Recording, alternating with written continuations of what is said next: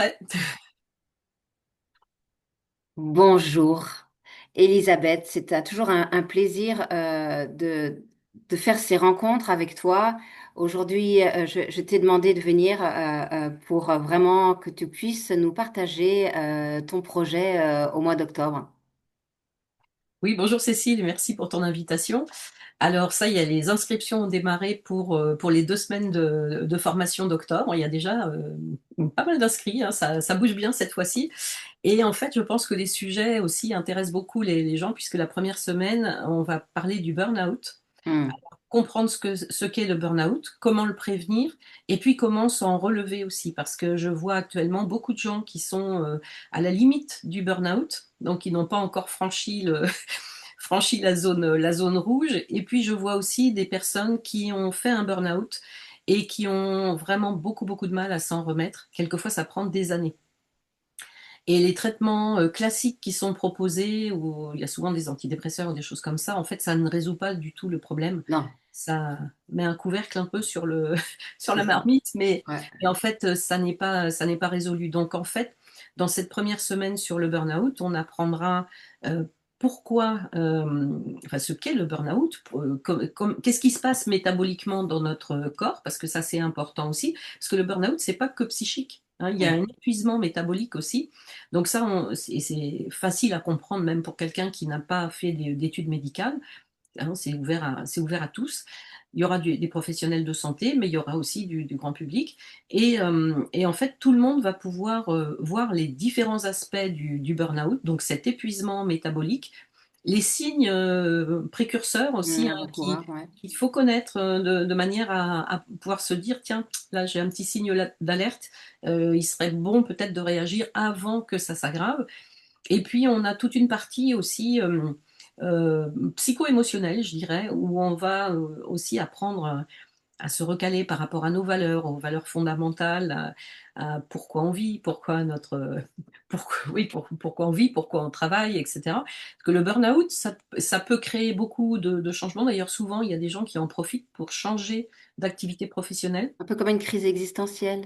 Oui, ou c'est un petit peu comme, tu vois, quand tu es presque au fond de la piscine ou tu as coulé, tant que tu es entre deux eaux, tu sais pas trop où tu vas et tu sais que de toute façon, quelquefois, il faut vraiment aller jusqu'au fond pour pouvoir là donner un bon coup de pied pour remonter à la surface. Eh bien, Ouais. là, ça peut être la même chose aussi et c'est pas parce que on est à un moment où on est très très mal qu'on peut pas en remonter et quelquefois on remonte plus vite. Justement, quand on est dans cet état où on a vraiment atteint le fond, et je travaille aussi avec un nomade qui nous emmène dans le désert pendant 2 jours et qui est quelqu'un qui a une philosophie de vie qui est vraiment exceptionnelle. Il est très très bienveillant, il fait attention à tout le monde. C'est pas quelqu'un qui va parler de manière à outrance, mais en fait, il regarde toujours tout le monde. Si tout le monde va bien, si tout le monde a bien mangé, s'il n'y a pas quelque chose qui On ne est va en pas. plein soin, quoi. On est en plein soin. Voilà. Et il va au-devant des gens. Il parle très facilement de choses, enfin, des choses qui sont des choses fondamentales de la vie. Et en fait, cette parenthèse de 2 jours dans le désert, ça fait un bien fou sur le plan humain. Et ça nous permet après d'aborder les 5 jours de formation où on a 4 heures. 4 heures de formation chaque matin. Et cette parenthèse dans le désert fait que le groupe est très, enfin, on a une cohésion de groupe qui est vraiment très bonne parce que dans le désert, il n'y a plus le docteur Intel, Madame Truc, voilà. Il n'y a plus que des êtres humains individuels qui sont dans un environnement plus ou moins hostile quand même, hein. On n'a pas les douches à volonté, on n'a pas envie dans un endroit quand même un petit peu plus rustique. Et en fait, ce retour à la nature nous permet aussi de nous dire ou de nous montrer l'importance d'avoir de l'eau au robinet quand on ouvre le robinet, Ouais. etc. Le Quand luxe. voilà, quand on a un peu manqué d'eau, alors on n'en manque pas, mais on sait qu'on On peut se pas la restreint. gaspiller. Voilà, on se restreint, on va pas la gaspiller parce que on sait qu'on a que quelques bidons, on a ce qu'il faut pour tout le monde, mais on va pas prendre un bidon d'eau pour faire une douche chacun et après on boit quoi, tu vois. Et donc ça nous montre des choses comme ça nous les fait comprendre beaucoup mieux que des heures et des heures de On est théorie. vivant. Voilà. Et puis ensuite, quand on arrive à l'hôtel, et bien maintenant aussi, quand nous, Européens, quand on arrive quelque part, on dit, ouais, c'est un hôtel 4 étoiles, quoi. Ouais, bon, ouais, il y a du marbre. Bon. Et en fait, quand on vient du désert, on se dit, waouh, on a un lit qui est super Comme un enfant, on confortable. est émerveillé. Et voilà, on a une douche, voilà, il suffit de tourner le robinet et on a de l'eau à la douche, etc. Et on apprécie encore plus le luxe de cet hôtel, bon, qui a été en plus entièrement rénové, donc c'est vraiment très très agréable, où le personnel est vraiment très très accueillant aussi, très souriant, donc ça change un peu aussi de ce qu'on voit parfois en Europe, où on est quelquefois accueilli avec des grimaces. Là, c'est pas le cas. Hmm. Et, euh, et on a des grands buffets aussi au restaurant de l'hôtel. Le chef est vraiment très... Il vient souvent d'ailleurs dans la salle de restaurant pour savoir si les clients sont contents. Voilà, donc moi, je lui fais des compliments à chaque fois parce que c'est vrai qu'on mange très très bien.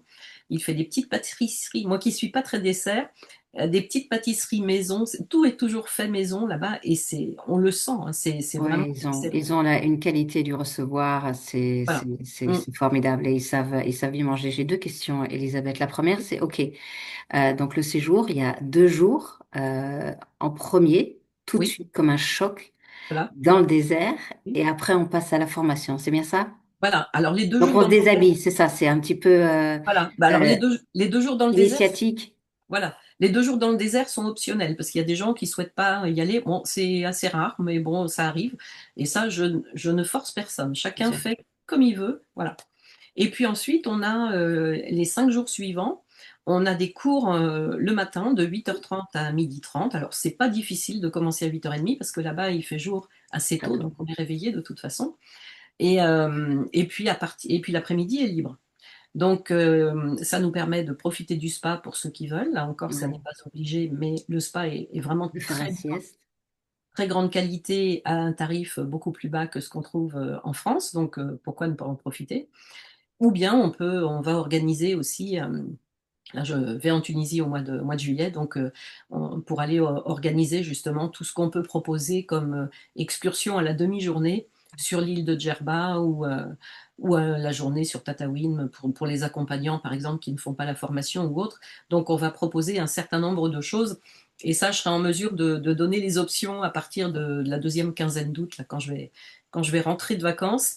Je vais recontacter tout le monde. Alors, c'est pas obligatoire, mais on va essayer de vous faire des propositions qui soient Excursion intéressantes. facile, voilà. Voilà. Que les gens Que puissent ça- avoir le choix.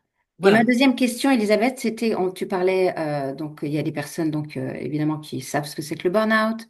Ma question, c'est pour les personnes qui sont en train de regarder et qui malheureusement ont déjà vécu un burn-out, est-ce que quand on en a vécu un, on est un petit peu plus fragile que si on n'en avait pas vécu un avant? Est-ce que ça fragilise? Est-ce qu'on garde cette empreinte? Ce qui ne veut pas dire qu'on va en refaire un, mais est-ce que du coup, est-ce que tout est euh, euh, passé quand c'est fini le burn-out, ou est-ce qu'on le porte avec nous un petit peu et ça peut éventuellement nous fragiliser pour retomber de nouveau si on n'a pas Alors, ça dépend travaillé? comment on l'a géré. Hmm. Si on a pris en compte tous les paramètres, aussi bien métaboliques que psychologiques, si on pense que c'est simplement dans la tête et qu'on ne s'occupe que du côté psycho-émotionnel, ça va pas être assez, parce qu'il faut s'occuper aussi du côté métabolique, il faut s'occuper vraiment de toutes les facettes qui peuvent mener au burn-out. Et on aura d'ailleurs avec nous une femme qui a fait un burn-out, qui est passée par les traitements traditionnels, bon, qu'elle a refusé d'ailleurs, et elle a mis beaucoup, beaucoup de temps à, à s'en remettre. Alors, on peut avoir une certaine fragilité, peut-être la peur de retomber dans le burn-out, mais justement, il faut aussi sortir de la peur et de se dire que c'est pas parce qu'on en a fait un qu'on va forcément en refaire un autre, et voir plutôt le côté positif de l'expérience, même si ça paraît pas positif au départ, mais Il y a un cadeau, ouais. voilà, dans toute chance, enfin dans toute chose, même dans toute maladie, il y a toujours des choses à comprendre, et puis se dire après que oui, on a fait un burn-out, et oui, on a l'expérience du burn-out. Et même si l'expérience passée n'était pas positive à 100%, eh bien, je pense qu'après cette formation, on aura les clés justement pour aller voir toutes les facettes à traiter du burn-out pour que les gens aillent mieux. Et Mm. d'ailleurs, il y a des personnes qui se sont déjà inscrites pour les 2 semaines, parce que la deuxième semaine, c'est reset corps-esprit, reprends ton énergie, reprends ta vie. Donc en La fait, suite, hein? voilà, ça va être aussi, alors pour ceux qui n'ont jamais fait de burn-out et qui choisissent de faire que la deuxième semaine, c'est OK aussi, il y a pas de problème. En fait, ce ne sera pas un copier-coller de la première semaine parce que justement, je ne veux pas faire la même chose dans les 2 semaines. Mais on aura des choses sur tous les aspects de la vie aussi, comme enfin, les choses qu'il faut regarder au niveau métabolique, Bien sûr. au niveau psycho-émotionnel, toujours notre pourquoi on est là, pourquoi on vit, à quoi on sert sur cette terre. C'est intéressant de se poser ces questions-là. Et puis aussi, qu'est-ce que je voulais dire? Je pensais à autre chose.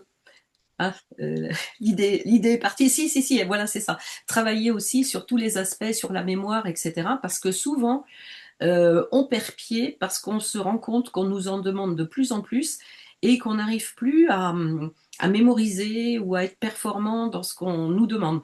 Donc il y aura aussi des choses de ce côté-là avec des astuces, comment mémoriser plus facilement, Ouais. comment Des s'organiser entraînements cognitifs, hein. Mm, mm. voilà, comment s'organiser aussi pour comment on peut faire pour ne pas être pris de court, etc. Donc il y a plein de choses qui peuvent être mises en place. Je l'ai déjà proposé dans une autre formation qui a priori n'avait rien à voir, mais c'était pour des professionnels de santé qui commençaient à être un peu débordés, par exemple dans un cabinet dentaire où on a quelquefois des consignes à donner aux patients. Et le patient, ben, si on lui donne trop de consignes dans la consultation, ça rentre d'un côté, ça ressort par l'autre. On lui demande s'il a compris, ben, il a tout compris, sauf qu'il ne va pas forcément se rappeler de tout ou il va avoir compris de travers parce que c'est pas son métier, c'est pas qu'il est bête ou quoi que ce soit, c'est parce que c'est pas son métier, chacun son domaine. Et quand on parle d'un domaine qu'on connaît bien, on croit qu'on est vraiment très clair, mais la personne qui est en face n'a peut-être pas forcément le même C'est ressenti, ça. ou elle croit que c'est clair aussi, mais elle a compris sa version des choses. Oui, ils font oui, oui, oui, oui. Oui, c'est ça. Et puis dans cette formation, je leur avais dit, faites des écrits, euh, mettez toutes les consignes, par exemple une suite d'extraction, eh bien, prenez le temps de faire un feuillet A4, par exemple, sur lequel vous allez mettre voilà, les consignes, ce qu'il faut faire et ce qu'il ne faut pas faire après l'extraction pour que tout se passe bien, que la cicatrisation se passe bien. Et je leur ai dit, mettez ça dans des jolies pochettes. Mais on peut faire à pas cher du tout, on n'a pas besoin de faire imprimer des trucs. Maintenant, avec les ordinateurs et les imprimantes qu'on a, on peut faire plein de choses. Et puis, au moins, le patient, il repart avec son petit dossier dans sa pochette plastique et il peut pas dire qu'on lui a pas dit puisque on lui a remis le papier. Et il peut le relire parce qu'il est un petit peu peut-être en hypoxia Voilà, aussi, c'est hein. ça. On a travaillé sur son physique, donc Voilà, c'est ça. Alors c'est on pas peut le moment mettre de retenir plein de choses. voilà, on peut mettre des photos, on peut mettre différentes choses comme ça parce que faut pas oublier qu'il y a des gens qui sont visuels, il y en a qui sont plus auditifs, il y en a qui sont plus kinesthésiques. Donc bon, il faut penser à tout ça aussi de façon à ce que ce soit bien compris. Et j'ai revu des praticiens qui étaient venus dans cette formation. Et en fait, j'étais allée dans le cabinet et c'est les assistantes elles-mêmes qui m'ont dit, regarde ce qu'on a fait et qui m'ont sorti les pochettes avec tous les trucs qui étaient déjà mis dedans. Oh, je les ai félicités, je leur ai dit, bah alors là, Nickel, vraiment nickel. super. Et je leur ai dit, est-ce que ça vous a facilité le travail? Elles m'ont dit, bah oui, Eh oui, il y a moins de coups de téléphone et voilà, répéter les choses. c'est le jour et la nuit. Alors, ça prend du temps à mettre en place au départ, et c'est pour ça, comme on est souvent la tête dans le guidon quand on a trop de travail, eh bien, on ne prend plus le temps de s'arrêter pour réfléchir à comment on pourrait organiser, comment on pourrait faire pour que ce soit mieux. Et puis, on n'y pense pas, parce que de toute façon, on a tellement de choses plus urgentes On n'a à pas le temps même passer. d'y penser et de le projeter. Voilà, c'est ça, c'est ça. Donc c'est pour ça que ça fait du bien de s'arrêter un petit peu et comme je te dis, qu'on soit professionnel ou qu'on soit particulier, parce que pareil, en tant que particulier, on a toujours un tas de choses à gérer, même pour la maison, pour les enfants. Enfin, on a tous un travail aussi la plupart du temps. Et donc, et on veut toujours que tout soit bien impeccable, etc. Et il y a des astuces dans tout, aussi bien pour faire le ménage que pour s'organiser au niveau administratif ou tout. Et ça peut paraître tout bête, mais déjà de passer en revue tout ça, il y a des personnes qui disent ah bah oui, bah, j'avais pas pensé à ça. Et pourtant, il y a des fois, moi j'ai l'impression que je dis des trucs vraiment très simples, très basiques.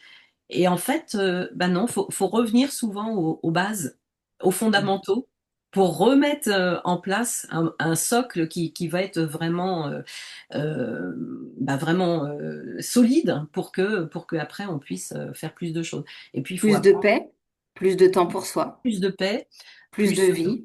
voilà, plus de choix aussi, dire non à certaines choses dont on n'a pas besoin ou c'est voilà, c'est je voyais tout à l'heure une pub pour je sais pas quel magasin qui vend des. Alors, c'est vendu dans des pochettes, alors pas cher, mais c'est genre pochette surprise. En fait, on ne sait pas ce qu'on achète. Et donc, Ouais, bon, ils ont interviewé des personnes et il y a une première personne qui dit oh, bah oui, moi ça m'intéresse parce que là, j'ai une pochette qui coûte pas cher du tout. Et puis, oh, dis donc, il y a l'air d'avoir plein de produits dedans. Donc, je pense que je vais en avoir pour mon argent, etc. Et ils en interrogent une autre après et qui dit bah non, bien sûr, c'est pas cher. Mais pour le moment, j'ai besoin de rien. Donc, qu'est-ce que je vais trouver dans cette pochette? Si ça se trouve, uniquement des produits dont je n'ai pas besoin. Donc, ça sert à rien. Et en fait, c'est souvent ça. Mais on est pris quelquefois par le marketing ah qui oui, est un une peu société de envahissant consommation. et Hmm. qui nous fait consommer des choses dont on n'a pas besoin, alors que, ou si on a moins d'argent, comme quand on va quelquefois dans des villages au bord du désert où ils ont vraiment des revenus très très limités, il y a juste ce qu'il faut pour vivre, hein. On ne va jamais trouver de superflu et surtout pas des produits bon marché qui ne servent pas à grand-chose. Même pour la cuisine, hein, par exemple, ils vont pas être équipés d'un tas de robots et de machins. Ils vont avoir un couteau qui coupe bien, Voilà, c'est suffisant. Et et lui, la le couteau, il marmite. fait tout. Voilà, c'est ça. Donc, c'est aussi ça, À revenir à l'essentiel. l'essentiel Hmm. pour tout. Et voilà. Et on le fait dans un cadre qui est vraiment super parce que il fait encore beau en octobre, beaucoup plus. Même si la saison est pas, il fera pas 30 degrés, encore que quelquefois il y a des températures encore un peu estivales en octobre, mais bon, en principe, on n'aura pas les températures de l'été. On peut avoir un petit peu de pluie aussi, mais globalement, en octobre, quelquefois, il fait meilleur qu'en avril pour avoir fait les deux Les deux. régulièrement. Ouais. Mais après, bon. Et puis, on a toujours cette. Il fait quand même beaucoup plus doux que chez nous. Et puis, dès qu'on a un moment libre, on peut aller s'asseoir près de la piscine pour bouquiner ou autre. Et c'est le genre de choses qu'on ne prend pas le temps de faire quand on est chez soi, parce qu'on se dit, tiens, j'ai du repassage à J'ai faire. encore ça, j'ai ça, et j'ai ça, Voilà, et j'ai ça. il y Et a le je jardin dois. désherbé. Et il faut. Alors que là, la semaine, elle est dédiée au bien-être. Hmm. Voilà. Alors, pour une dernière fois, donc c'est du jeudi 9 au jeudi 16 pour le burn-out, comprendre, prévenir, se Oui, relever. Et on enchaîne du jeudi 16 au jeudi 23. Et là, c'est reprends ton énergie, reprends ta vie. oui, reset Il y a tout en correctement. description de la vidéo. Oui. Alors, les dates, en fait, je me suis calée sur les dates d'avion au départ de Nantes. Mais par exemple, il y a des gens qui se sont inscrits, qui vont partir de Lyon. Hmm. Donc, ils vont partir du 8 au 15. Parce qu'il faut savoir qu'on ira dans le désert du alors, 16-17, non, 9-10, pardon, pour la première semaine. Oui. Donc, en fait, si l'avion arrive le 8, donc ils seront déjà là à l'hôtel, ils seront prêts pour partir le 9. Et puis, ils peuvent partir le mercredi 15 parce que les cours se terminent à midi et demi. L'avion étant à 16h45, par exemple, sur Transavia. Bon, je prends un exemple, mais après, on peut voir aussi les gens ont des interrogations par rapport aux dates ou aux horaires d'avion, qui n'hésitent pas à m'appeler ou à À te m'envoyer un mail. contacter. De toute façon, il y a Oui, tout. Je vais mettre ton numéro de téléphone, je vais voilà, mettre ton mail aussi, tous les liens où on peut voilà. te retrouver, ton lien de ton site où les gens peuvent Euh, s'inscrire et regarder aussi. voilà. Et Parce qu'en fait, je les encourage toujours à choisir les jours et heures d'avion, enfin, qui vont être les meilleurs marchés bien pour eux. sûr, C'est pas la peine de bien sûr. compliquer les trajets. Et puis, on a un hôtel qui est vraiment très, très bien à un tarif exceptionnel puisque c'est 38 € par jour et par personne en formule tout inclus Waouh, en base chambre double. Donc, ça comprend la nuitée, le petit déjeuner, le dîner et toutes les waouh. boissons locales qu'on peut prendre au bar de l'hôtel All au cours de la inclusive, journée. 38 € par jour, Oui, en avec base, piscine, chambre double. Et en si chambre une double. personne s'inscrit toute seule et qu'elle est en chambre individuelle, il y a un supplément qui n'est que de 7 € par jour. Donc, Waouh. c'est donné aussi, hein. c'est Ça, c'est donné. des prix négociés directement avec Ouais. la direction de l'hôtel, puisque bah, je travaille avec eux déjà depuis un certain temps. Ils sont très contents des personnes des groupes que j'amène. Il y a toujours une très bonne ambiance. Il n'y a jamais personne qui va mettre le bazar à l'hôtel. Et au spa, c'est pareil. Je suis habituée à travailler avec ce spa depuis plus de 7 ans maintenant. Hmm. Donc c'est devenu des amis. Hein, voilà. Ouais, très bien, très bien. Ouais. C'est comme ça on est le mieux et bien entouré avec la sécurité et la confiance. Merci Voilà. infiniment, Elisabeth. Merci à toi. Je pense que je referai une interview, évidemment, avec sûrement plein de matériel. Il me tarde d'avoir plein de photos, plein de vidéos que tu vas pouvoir nous partager, parce que je pense qu'on va pas s'arrêter là. Je pense que ça va continuer les années après années, tous les 6 mois, te voir partir à Djerba pour emmener du monde et qui a besoin de reprendre un petit peu la main, l'énergie dans leur vie. Hum, hum. Oui, oui. On fera peut-être plus souvent que tous les 6 mois. Hein, moi, ça ne Voilà, me dérange pas. Mais j'imagine, j'imagine. parce que même aller passer les fêtes de fin d'année, enfin, ou le mois de janvier, une partie du mois de janvier là-bas, c'est pas non plus. Il fait plus frais, mais on peut aller dans le désert, justement. Alors, il faut être chaudement couvert quand même parce il fait froid la nuit. Ouais, ouais, Et c'est aussi agréable. Et pour ceux qui n'aiment pas les réveillons où on boit à plus d'heures, c'est ça. et Un faire réveillon quelque chose. différent. Voilà, faire un réveillon un peu différent. Et d'ailleurs, en Tunisie, classiquement, alors maintenant ils le font à Djerba dans les hôtels, ils font des réveillons pour les touristes européens qui viennent. Mais sinon, dans les villages au bord du désert, ça ne se fait pas de souhaiter la bonne année. Parce que pour eux, le 1er janvier, c'est un jour comme un autre. On n'a pas, on fête plutôt un anniversaire où on va souhaiter à ce moment-là une bonne nouvelle année à celui Oui, qui c'est fête son ça. anniversaire. Chacun a sa nouvelle Voilà, année à partir de son anniversaire. Hmm. voilà, voilà. Donc c'est aussi des traditions Qui sont différentes. différentes. Oui, oui, oui, mais c'est intéressant. Faut être ouvert, justement, Exactement, il faut être à la ouvert et pas découverte rester ancré dans ce que l'on connaît. Voilà, c'est ça. Mm. Merci infiniment, Elisabeth. On a tout en description. N'hésitez pas à poser vos questions aussi sous la vidéo. On y répondra. Voilà. Et puis, à très, très vite. Merci infiniment. Merci, Cécile. À très bientôt.